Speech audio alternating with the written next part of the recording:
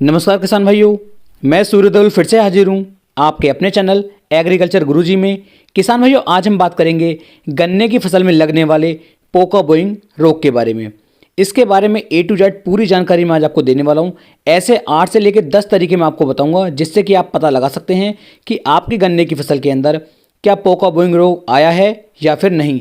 क्योंकि किसान भाइयों को सबसे बड़ी जो समस्या वो यही है कि उनकी समझ में ये नहीं आता अपने गन्ने को देखकर कि गन्ने की फसल के अंदर चोटी बेधक लगा है, टॉप बोरर लगा है या फिर उनके गन्ने की फसल के अंदर पोका बोइंग रोग लगा है। यदि आपने सही ढंग से ये पहचान कर ली कि आपके गन्ने की फसल के अंदर पोका बोइंग रोग लगा है तो किसान भाइयों, आप मात्र 10 से लेकर 12 दिन के अंदर अपने गन्ने की फसल से पोका बोइंग रोग से आसानी के साथ छुटकारा पा सकते हैं। ऐसा नहीं है कि ये एक ऐसी बीमारी है, ऐसा रोग है कि इससे आप अपनी फसल को नहीं बचा सकते।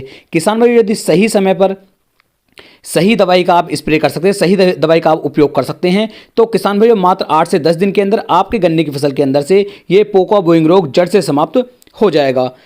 तो चलिए शुरू करते हैं। इसके अंदर मैं आपको 10 पॉइंट ऐसे बताऊंगा कि इन 10 पॉइंटों को आपको ध्यान रखना है और यदि उन पॉइंटों पे आप फोकस रखते हैं तो आप आसानी के साथ अपने खेत में जाकर के पता लगा सकते हैं कि खेत के अंदर पोका बोइंग रोग है या फिर कोई और बीमारी उसके अंदर लगी हुई है। यदि अभी तक आपने अपने भाई के चैनल को सब्सक्राइब नहीं किया है तो चैनल को सब्सक्राइब कर लें जिससे कि आने वाली वीडियो की नोटिफिकेशन आपको जल्द से जल्द मिल सके। किसान भाइयों, इसकी पहली पहचान है कि नई गोब जो हमारी निकल कर के आती है उसकी पत्तियां हल्की हल्की पीली व सफ़ेद सफ़ेद आपको दिखाई देंगी। दूसरी किसान भाइयों, जो इसकी नई गोब आएगी उसकी जो पत्तियां होंगी वह बिल्कुल बारीक बारीक सी आपको दिखाई देंगी। इसके साथ साथ किसान भाइयों, जो तीसरी इसकी पहचान है वो पत्तों पर आपको हल्की हल्की सी सलवट दिखाई देंगी। ऐसे मान लीजिए जैसे कि आपने किसी कपड़े को पानी में भिगो करके निचोड़ा और निचोड़ने के बाद जो सलवट दिखाई देती हैं उस तरीके से आपको पत्ते की जो है सलवटें पत्ते के ऊपर दिखाई देंगी। इसका किसान भाइयों अगली जो पहचान है वो ऊपर की जो गोब होगी वो लाल होकर सड़नी शुरू हो जाएगी। इसके साथ साथ किसान भाइयों, जो पौधे के ऊपर का भाग होता है वह धीरे धीरे छोटा होना शुरू हो जाता है और किसान भाइयों जो पत्तियां होती हैं वे आपस में लिपटना शुरू हो जाती हैं।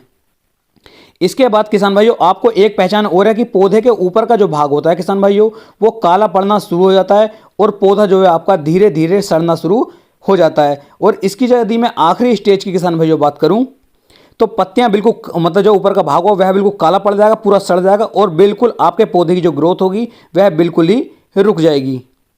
इसके साथ साथ किसान भाइयों, जो ऊपर से पौधे की पत्तियां होंगी उन पर धारदार हथियार से, जैसे मान लीजिए किसी चाकू से या फिर किसी धारदार हथियार के सहायता से आपने पत्तियों को काट दिया, इस तरीके से उसकी पत्तियां जो आपको कटी हुई नजर आती हैं। इसके साथ साथ पौधे की जो ग्रोथ होगी किसान भाई वह बिल्कुल रुक जाएगी। आपको ऐसा लगेगा मान लीजिए आपके पौधे को किसी चीज से बांध लिया गया है और पौधा ऊपर को बिल्कुल भी जोर लगाना बंद कर देगा। कभी कभी किसान भाई जो इसकी पत्तियां होती हैं ये हल्की हल्की लाल लाल सी दिखाई देंगी, इस पर हल्के हल्के से चकदे भी दिखाई देंगे और धारियां सी दिखाई देनी शुरू हो जाएंगी। तो इस तरीके से ये 8 से 10 तरीके ऐसे हैं कि इनसे आप पता लगा सकते हैं कि आपके गन्ने की फसल के अंदर पोका बोइंग रोग आ चुका है। अब बात करते हैं इसकी सावधानियां कि किस तरीके से आप इससे अपने गन्ने की फसल को बचा सकते हैं। एक बात का आपको हमेशा ध्यान रखना है कि कभी भी आपको जब भी दिखाई दे कि आपके गन्ने की फसल के अंदर पोका बोइंग रोग आ गया है तो उसके अंदर किसी भी कीटनाशक का उपयोग आपको गलती से भी नहीं करना है। क्योंकि यदि आप इस समय पर किसी कीटनाशक का उपयोग करेंगे तो इसका फायदे की बजाय आपको नुकसान होना शुरू हो जाएगा। तो सबसे पहले पता कर लीजिए कि गन्ने की फसल के अंदर पोका बोइंग रोग लगा हुआ है या फिर कोई और रोग लगा हुआ है। क्योंकि आप सही रोग की यदि पहचान कर लेते हैं किसान भाइयों तो आप अच्छी तरीके से उसका उपचार भी कर सकते हैं और अपनी फसल को इस बहुत खतरनाक रोग से बचा सकते हैं। अब बात करते हैं किसान भाई ये हमारे खेत के अंदर किस तरीके से फैलता है और किस तरीके से हमारे गन्ने की फसल के अंदर ये आता है। तो सबसे पहले तो किसान भाइयों बीज से आता है। जो हमारा गन्ने की फसल का बीज होता है, जब हम उस बीज को लेते हैं तो हमारे खेत के अंदर बीज के अंदर यदि ये रोग लगा हुआ है तो ये हमारे पौधे गन्ने में आना ही आना है। दूसरा किसान भाइयों, मान लीजिए आपके आस पड़ोस के खेतों में यदि ये रोग लगा हुआ है तो ये हवा की सहायता से भी एक खेत से दूसरे खेत में चला जाता है। तीसरा किसान भाइयों, ये जब आपके खेत के मान लीजिए 4 से 5 पौधों के अंदर ये है और आपने अपने खेत की सिंचाई करी तो सिंचाई करने पर ये एक तरफ से दूसरी तरफ खेत में भी फैल जाता है और इससे भी ये पूरे खेत को बेकार कर देता है। किसान भाई ये जो है एक फफूंद जनित बीमारी, यानी कि इसे आप एक फफूंद कहेंगे। यदि आप अपनी गन्ने की फसल के अंदर सल्फर का उपयोग बुआई के समय पर किया है तो भी किसान भाई ये काफ़ी कम मात्रा में आपकी गन्ने की फसल के अंदर दिखाई देता है, क्योंकि सल्फर जो है खाद के साथ साथ एक फफूंद नाशक भी है, यानी कि अगर आपकी फसल के अंदर फंगस लगती है तो फंगस को भी जो सल्फर बचाने में मदद करता है।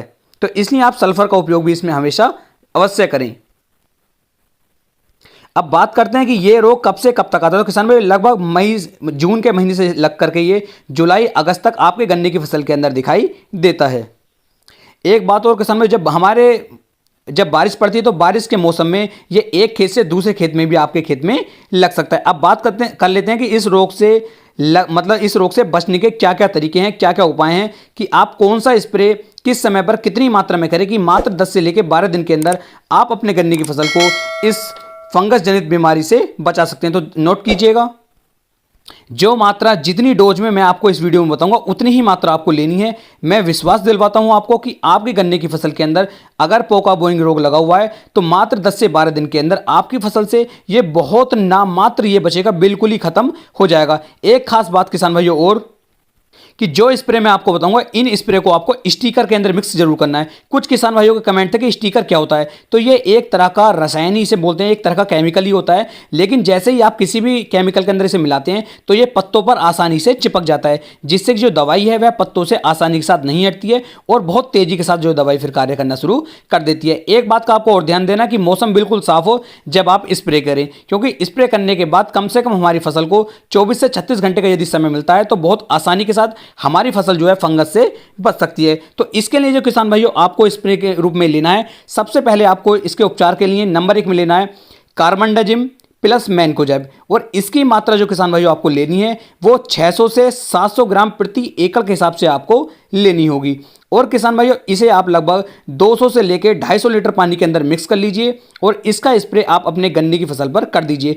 कोशिश करें जितनी हमारी गोब होगी, गोब के ऊपर इसका स्प्रे अच्छी तरीके से होना चाहिए। पत्तों पर अच्छी तरीके से आप इसका स्प्रे कर दीजिए, गोब पर अच्छा स्प्रे कर दीजिए, तब ये बहुत तेजी के साथ काम करेगा और आपकी फसल को इस पोका बोइंग रोग से आसानी के साथ बचा देगा।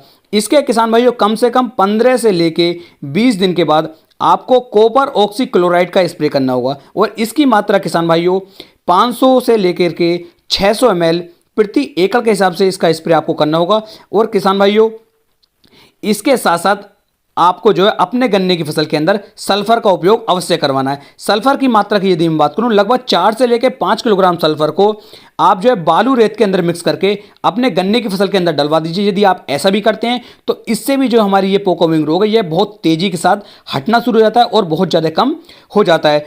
किसान भाई दोनों स्प्रे जो मैंने आपको बताया कार्बेंडाजिम प्लस मैनकोजेब और कॉपर ऑक्सीक्लोराइड, इन दोनों स्प्रे को कम से कम आपको 15 से 20 दिन के अंतराल पर करना है और कोशिश करें कि इनका स्प्रे आप कम से कम 2 बार कर दें। अगर ज़्यादा हैवी स्टेज में है तब आपको 2 बार स्प्रे करना है, अन्यथा आप एक बार यदि स्प्रे करेंगे तो मात्र 10 से लेकर 12 दिन के अंदर आपके गन्ने की फसल के अंदर से ये पोका बोइंग रोग जड़ से खत्म हो जाएगा। उम्मीद है मैं आपको एक सही और अच्छी जानकारी दे पाया हूँ। यदि वीडियो पसंद आई हो तो वीडियो को लाइक, कमेंट और शेयर जरूर करें।